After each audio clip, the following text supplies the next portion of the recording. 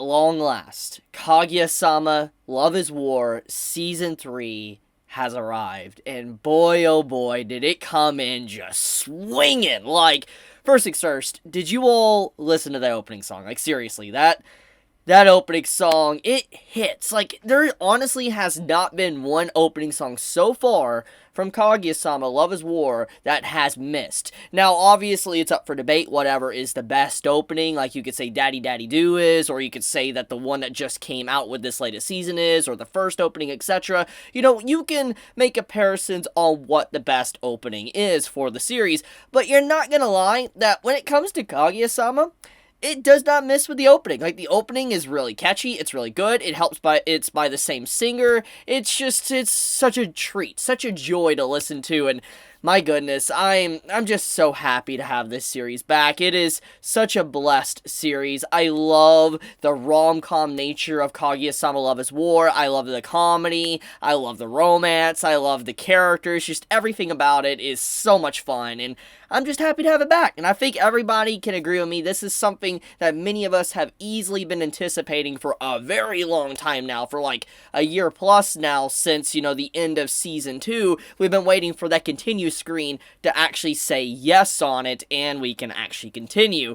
So let's talk about this episode. So there is a lot. There is a lot that happened in this episode. A lot of funny moments. I have never seen a reading receipts moment in any type of series done in such a interesting and immersive way as this episode of Kaguya-sama. Like, seriously, if you've watched it, you know what I'm talking about. If you haven't, I'm still, going to talk about it. If you have, I'm still going to talk about it.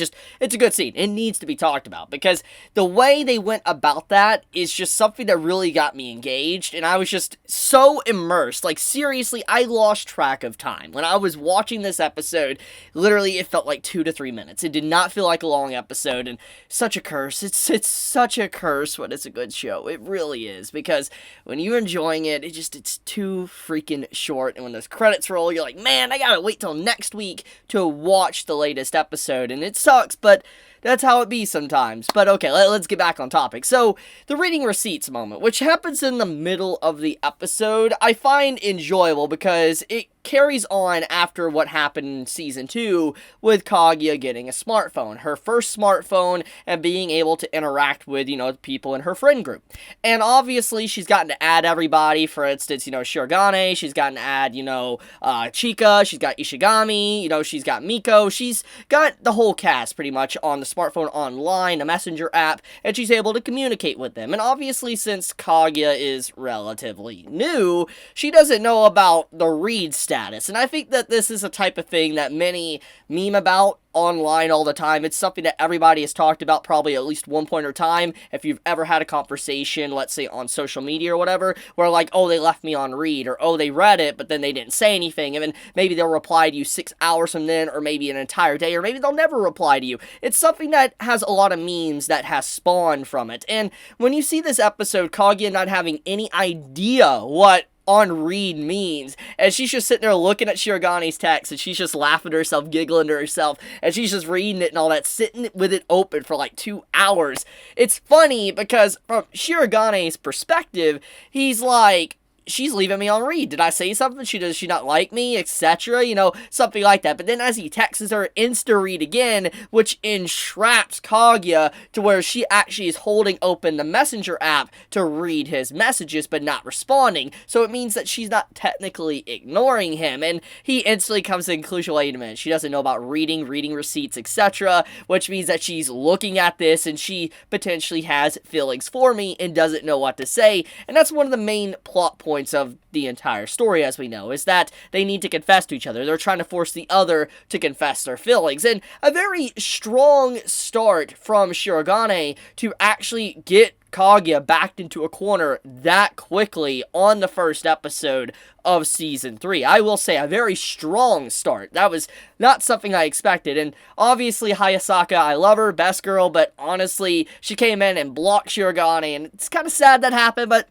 it be like it is. It happens. But okay, let's let's talk. So, this episode obviously ramps up the antics up with all the cast of characters. They all get a little bit of time to shine, like Chika and her little moments and all that. Ishigami gets moments, Miko gets moments, obviously Kaguya gets moments, and so does Shirogane. Pretty much her cast, they all get a time to shine. It's a very loved episode. I think many are gonna, jump in this episode and be like, this is a beautiful episode, and such a return to form, such a return to a glorious anime after all this time. We have such a good series to watch, and to look forward to every single Friday, every single week for this season.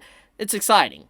But, I want to talk about the Ishigami stuff at the start. So, Ishigami, man, okay, I think everybody knows, if you've watched my previous season reviews of Kaguya-sama, that Ishigami is, like, my favorite male character of the series. Like, he's best boy. He's easily best boy, and I really have to say, I've loved his character development throughout his introduction to this very point, especially in Season 2, with all of the stuff he went through and, getting help from, his fellow friends, everything. I really, really love Ishigami's development. I love him as a character. He's very relatable, and this episode, I love how he takes one for the team. Like, he halfway plugs in his headphones, and he leaves it slightly out for the audio can play, and he just listens to random music that's very awkward and all that, and everybody just looks at him like, hey, Ishigami, you got your music playing, and it's so funny.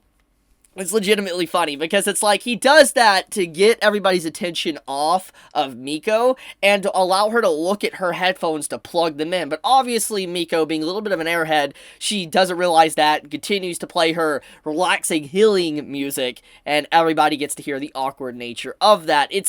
Oh my goodness, I have missed this series. It's just so funny. Like, holy crap. Like, okay, easily one of the best moments of the episode. Like, if I had to narrow it down, probably is the arm wrestling segment, because, like, there is just so much gold there. So much gold. Like, for one, obviously, Chika, being like, oh, I'm stronger than you, Ishigami. You're a shut-in. Obviously, I want to be stronger than you. And when we see Ishigami just lose instantly, she comes over and puts basically the loser rap on him. It's funny. But then Chika tries to cheat, and as she cheats, you have Ishigami play back a recorded message of her saying, like, oh, let's play fair and square, and I'm just like, oh my goodness, Ishigami, I love ya.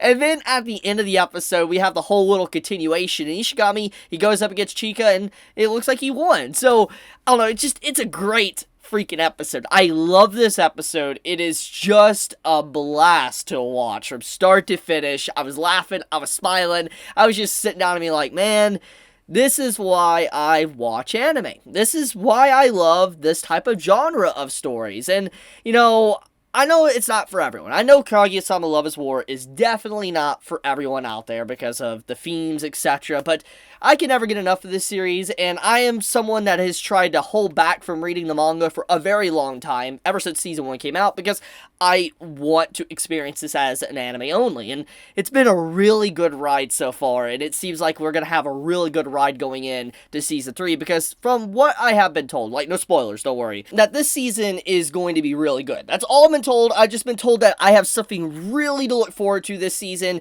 Be excited, and I can't wait, because apparently something crazy is going to happen. So, we'll see. I legitimately cannot wait. But okay, I want to leave it at that. Thank you so much for watching, everybody. How'd you feel about the return of Kaguya-sama? Did you enjoy it? Did you hate it?